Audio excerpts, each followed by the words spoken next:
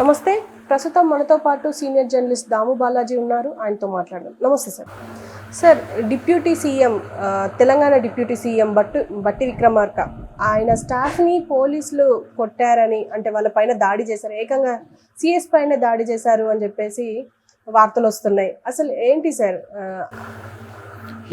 నిన్న బట్టి జనజాతర జరిగింది కదా తుక్కుగూడలో. మీటింగ్ అయిపోయిన తర్వాత బట్టి విక్రమార్కను పికప్ చేసుకోవడానికి కాన్వాయ్ వెళ్తున్నప్పుడు ఆయన పర్సనల్ వెహికల్ని ఆపారు. అక్కడ సిపి ఉన్నాడు, రాచకొండ సిపి తరుణ్ జోషి. ఆయన డ్రైవర్ని కొట్టాడనేది ఇప్పుడు వార్త. నిజానికి డ్రైవర్ని ఆపినప్పుడు డ్రైవర్ మాకు డయాస్ పాస్ కూడా ఉందని చూపించాడు. ఆయన ఐడి కార్డు కూడా చూపించడానికి ట్రై చేస్తుంటే కూడా అతన్ని వినకుండా అతన్ని పక్కకు తీసుకెళ్ళి కొట్టి ఆ ఐడి కార్డు కూడా లాక్కొని మళ్ళీ ఒక హాఫ్ అన్ అవర్ తర్వాత డ్రైవర్ని పిలిచి ఏసీపీ పోలీసుల్ని చుట్టూగా నిలబెట్టి ఏసీపీ ద్వారా కూడా కొట్టించాడు.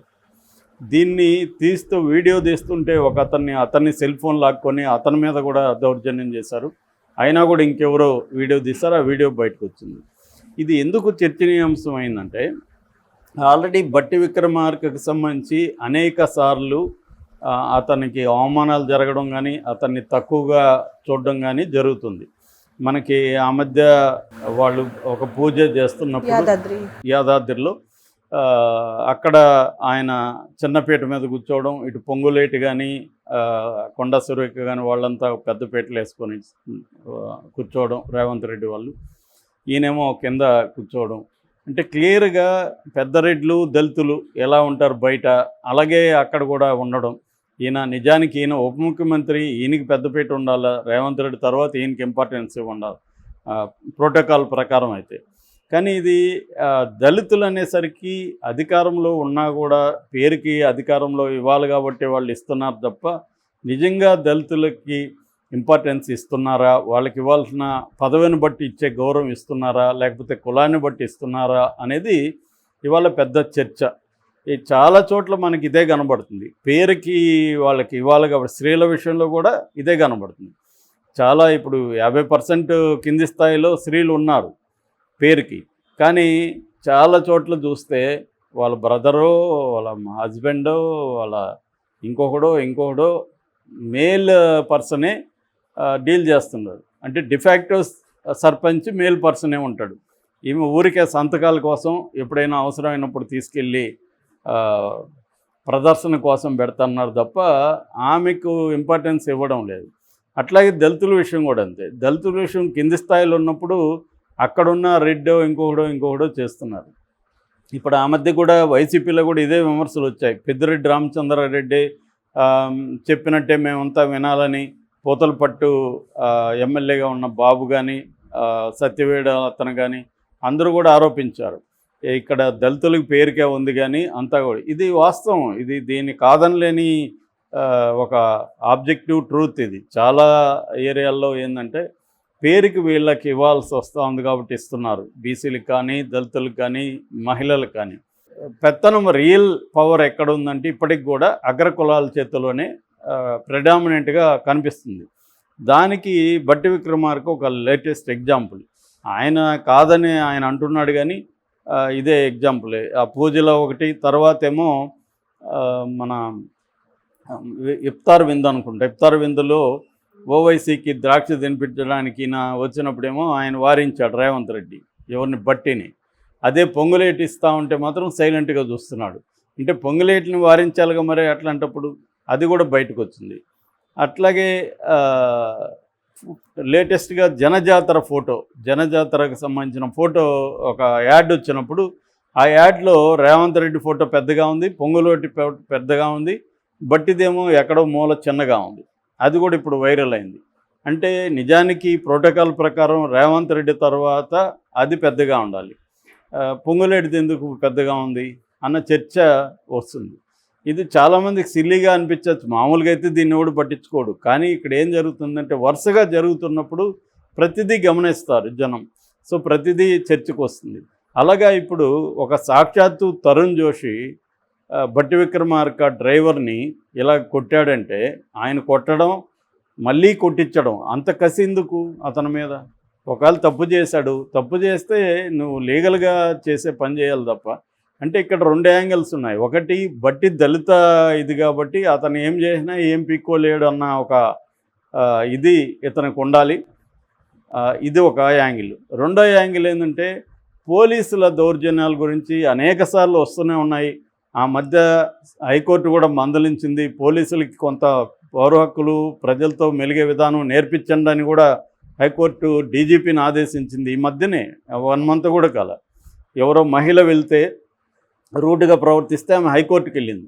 హైకోర్టుకి వెళ్ళినప్పుడు డీజీపీకి ఆదేశించింది హైకోర్టు. అయినా కూడా మారలేదనేదాన్ని సాక్షాత్తు సిపి తరుణ్ జోషి, అతను బట్టి విక్రమార్క డ్రైవరా ఇంకొకడా అనేది పక్కన పెట్టండి, ఒక మనిషి మీద పబ్లిక్గా కొట్టే హక్కు ఇతనికి ఎవడిచ్చాడు?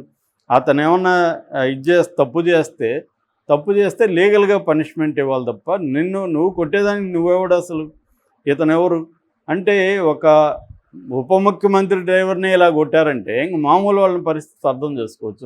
2 రోజులకు ముందే ప్రకాష్ అనే ఒక అబ్బాయిని ఎల్బీ నగర్లో అతను ఎవరో నన్ను టీచ్ చేస్తున్నారు సార్, నన్ను ఇబ్బంది పెడుతున్నారు రౌడీ బ్యాచ్ అని వెళ్ళి 2 కానిస్టేబుల్కి చెప్పుకుంటే వాళ్ళే ఇతను కొట్టారు. అతను ఇప్పుడు మళ్ళీ వాళ్ళిద్దరి మీద కంప్లైంట్ ఇచ్చాడు. ఇలాంటివి అనేకం జరుగుతున్నాయి పోలీసుల విషయంలో. అంటే ఏ గవర్నమెంట్లు మారినప్పటికి కూడా ఇవే జరుగుతున్నాయి. మనం చూస్తున్నాం ఇప్పుడు ఫోన్ ట్యాపింగ్ విషయంలో ఎంతమంది పోలీసులు ఎవరెవరిని పెద్ద పెద్ద వ్యాపారస్తులంతా బెదిరించి టార్చర్ చేసి వాళ్ళని కొట్టి వాళ్ళ దగ్గర డబ్బులు తీసుకొని వాళ్ళ ల్యాండ్స్ని ఆక్యుపై చేసుకొని ఇవన్నీ చేశారని కేసులు బయటకు వస్తున్నాయి. మరి రేవంత్ రెడ్డి ఏదో తను గొప్ప ప్రజాస్వామ్యానికి తెరలేపాను, ఒక అంధయుగాన్ని నుంచి నేను వెలుగు ప్రసరింపజేస్తున్నానని మాట్లాడుతున్నాడు.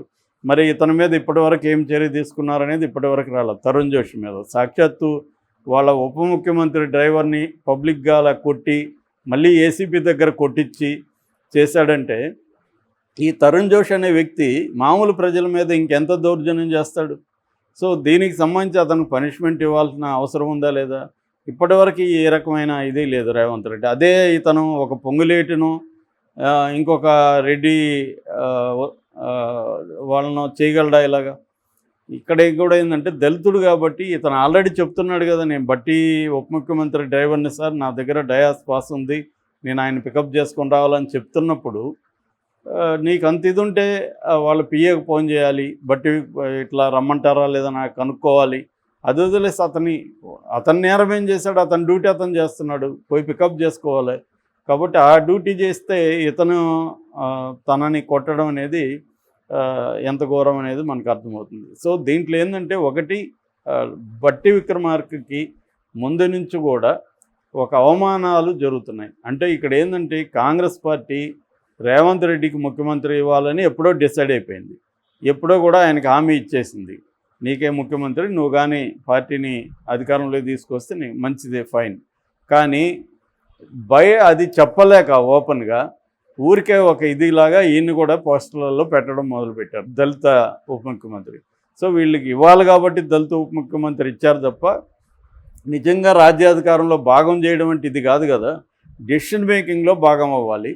సో ఎవరైనా కూడా డెసిషన్ మేకింగ్లో భాగం అయితేనే వాళ్ళకి అధికారం ఉన్నట్టు, కానీ డెసిషన్ లేకుండా ఊరికే ఒక దాన్ని ఏమంటారు దిష్టి బొమ్మలాగా కూర్చోబెట్టి మొత్తం నిర్ణయాలు అన్నీ తీసుకొని కనీసం తనకి ఇవ్వాల్సిన గౌరవం ఎవరు ఇవ్వకుండా అయినా కూడా అతనేమో సమర్థించుకుంటూ ఉన్నాడు. ఎందుకంటే అతనికి ఆ పదవి రావడం గొప్ప విషయం కావచ్చు. సో దాన్ని సమర్థించుకుంటూ అతను ఉన్నాడు. కానీ ఇదంతా కూడా రాంగ్ సిగ్నల్ వెళ్తాయి ఖచ్చితంగా. రేవంత్ రెడ్డి కూడా దీన్ని ఆలోచించాలి. ఇది చిన్నవే పేరుకుపోయి మెల్లగెళ్ళేది. కేసీఆర్ మీద కూడా ఇలాగే జరిగింది గతంలో. అందుకే హరగోపాల్ ఒక ఇంటర్వ్యూలో రేవంత్ రెడ్డితో ఇంటర్వ్యూ చేసినప్పుడు హరగోపాల్ ఇదే అన్నారు, బాబు మీరు ఇప్పుడు అన్నీ బాగానే చెప్తారు, రేపు అధికారంలోకి వచ్చినాక మీకు మిగతా వాళ్ళకి ఏమీ తేడా ఉండదు, కేసీఆర్ కూడా అధికారంలోకి వచ్చినాక మా అపాయింట్మెంట్ కూడా ఇవ్వలేదు, నువ్వు కూడా అంతే అనేది కూడా ఆయన చెప్పాడు. లేదు సార్, నేను ఇవన్నీ మీ దగ్గర నుంచి నేర్చుకున్నాను, నేను ఫాలో అవుతాను చూడండి అని కూడా రేవంత్ రెడ్డి ఆ రోజు చెప్పాడు. సో ఇప్పుడు రేవంత్ రెడ్డి కూడా కేసీఆర్కి భిన్నంగా ఏమీ కనిపించలేదు. ఊరిక బిగినింగ్లో కొన్ని సింబాలిక్గా భిన్నంగా ఉన్నట్టుగా చేస్తున్నాడు తప్ప ఇన్ ఎసెన్స్లో డిఫరెన్స్ అనేది ఏమీ కనిపించట్లేదు. Okay sir, thank you.